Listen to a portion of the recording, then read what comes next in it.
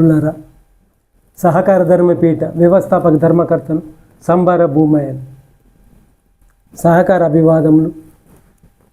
ప్రియమైన దళిత బహుజనులారా, వెనుకబడిన వర్గాల ప్రజలారా, ఆర్థికంగా వెనుకబడిన ప్రజలారా, మనకు ఇప్పుడు ఆర్థిక హక్కు ప్రధాన అంశం. మనం మార్కెట్ ఎకానమీలో ఉన్నాము. మనము మన ప్రభుత్వాలు, మన రాజకీయ వ్యవస్థలు అనుమతితోనే మార్కెట్ ఎకానమీ భారతదేశంలో ప్రవేశించింది.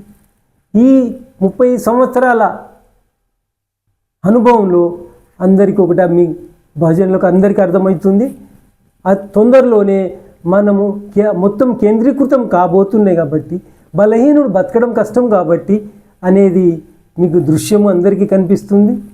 కాబట్టి దీని గురించి మనము ఆలోచించాల్సిన అవసరం ఉంది. ఈరోజు పరిస్థితి ప్రకారం ఏ రాజకీయ పార్టీ అధికారంలో ఉన్నా అధికారం లేకున్నా ఆర్థిక సిద్ధాంతము ఏమీ భేదం లేదు. ఒక పార్టీ వాళ్ళ యొక్క బలహీనతలు ఈ విధంగా ఆధారంగానే వాళ్ళ అధికారం రావాలని చూస్తున్నారు. కానీ ఒకదానికి ప్రత్యామ్నాయంగా ఇంకో ఆర్థిక విధానం అనేది భారతదేశంలో ఇప్పుడు ప్రజల ముందు ఉంచట్లేదు. భూమి కేంద్రీకృతం కాబోతుంది, సంపద కేంద్రీకృతం కాబోతుంది, అన్ని మార్కెటింగ్ వ్యవస్థ కేంద్రీకృతం కాబోతుంది.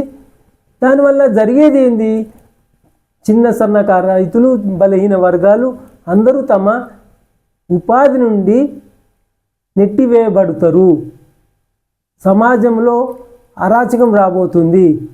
దీనివలన సమాజము అతలాకుతలం జరగబోతుంది. కానీ ఆర్థిక వ్యవస్థకు దీనికి ఫరక్ పడది. వాళ్ళు ఎవరు అధికారంలో ఉన్నా అంతే. అధికారంలో రాజకీయ పార్టీలు ఆ అంశాల ఆధారంగానే అధికార మార్పులు వ్యక్తులు మారుతారు కాబట్టి, కానీ ఆర్థిక పరిపాలన మాత్రం మారదు.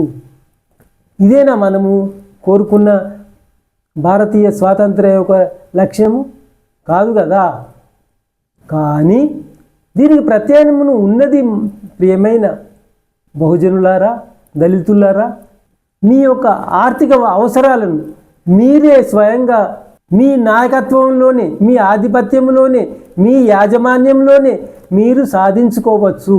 అదే ప్రత్యామ్నాయ ఆర్థిక విధానము, అదే సహకార ఆర్థిక విధానము. సహకార ఆర్థిక విధానం అంటే బలహీనులు, ఏమీ లేని వాళ్ళు, అవసరాలు ఉన్నోళ్ళు ఐక్యమయ్యి సాధించుకుని క్రమము. మనము ఇప్పుడు ఐక్యముగా అవుదాము. యువకులారా ఆలోచించండి, బలహీనులారా ఆలోచించండి, దళితులారా ఆలోచించండి.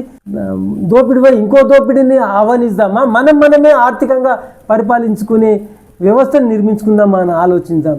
అనివార్యము. మనమే పరిపాలించుకునే ఆర్థిక వ్యవస్థనే సహకార ఆర్థిక విధానము. సహకార ఆర్థిక విధానము అంటే ఒకరిని దోపిడీ చేయదు, తను దోపిడీ గురి కాదు, ప్రజలే దీనికి యజమానులు. కాబట్టి దీనికి అన్ని రాజకీయ పార్టీలు ఏకీభావం ఉంది. కాబట్టి దీన్ని ఇంతవరకు ఎవరు ఉద్దేశపూర్వకంగా ప్రచారం చేయలేరు. మీరు దీన్ని అందుకోండి, మీరే నిర్మించుకోండి. ఎట్లా అంటారంటే, మీ రైతాంగంలో ప్రతి మండలానికి ఒకటి వ్యవసాయ ఉత్పత్తి సహకార సంఘాన్ని, వ్యవసాయ ఉత్పత్తుల మార్కెటింగ్ సహకార సంఘాన్ని మీరే ఏర్పరచండి. సూపర్ బజార్లు, పట్టణాలు సూపర్ బజార్లు ఏర్పరచండి. బలహీనులకు లేబర్ కాంట్రాక్ట్ సోర్స్ ఏర్పరచుద్దాం.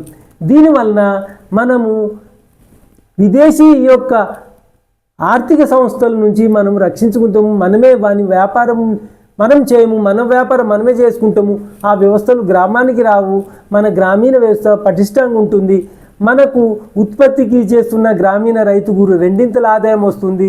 ప్రతి సూపర్ బజార్ ద్వారా ప్రతి కుటుంబం ఒక 1000 రూపాయలు ఆదా చేయగలుగుతుంది. కాబట్టి దీని గురించి ఆలోచించండి. ఇది ఇప్పుడు 2-3 సంవత్సరాలు మీరు చేయకుంటే ఎప్పటికీ బానిసలే. ఎప్పుడు ఒక పెట్టుబడిదారు దగ్గరనే కొనవలసిన పరిస్థితి, దోపిడీదారు నుంచే కొనవలసిన పరిస్థితి. ఇదేనా మనం యొక్క స్వాతంత్రం యొక్క ఫలితము? ఆలోచించండి. సింప్లీ మనం చేయవలసింది, మీ సహకార సంఘాన్ని ఏర్పరచడానికి ప్రభుత్వాన్ని డిమాండ్ చేద్దాము. ఇంతవరకు పెట్టుబడిదారి వ్యవస్థకు లక్షల కోట్లు పెట్టినాం. ఇప్పుడు సహకార విధానానికి లక్షల కోట్లు పెట్టిద్దాము, ఉద్యమిద్దాము. మన మన దళితులు గ్రామీణ వ్యవస్థను రక్షించుకుందాము. ఆలోచించండి, ఆలోచించండి దళితులారా, బలహీన వర్గాలారా, ఆలోచించండి. గ్రామీణ వ్యవస్థను రక్షించుకోండి. రాజ్యాంగాన్ని దీని ద్వారానే నీ రాజకీయ హక్కు రక్షింపబడుతుంది, రాజ్యాంగం రక్షింపబడుతుంది. ఇది మీరు వినహా సహకార విధానాన్ని రక్షించుకోకుండే నీకు ఆర్థిక విధానము హక్కు ఉండదు, రాజకీయ హక్కు కోల్పోతావు, రాజ్యాంగం పరిపూర్ణత కాదు.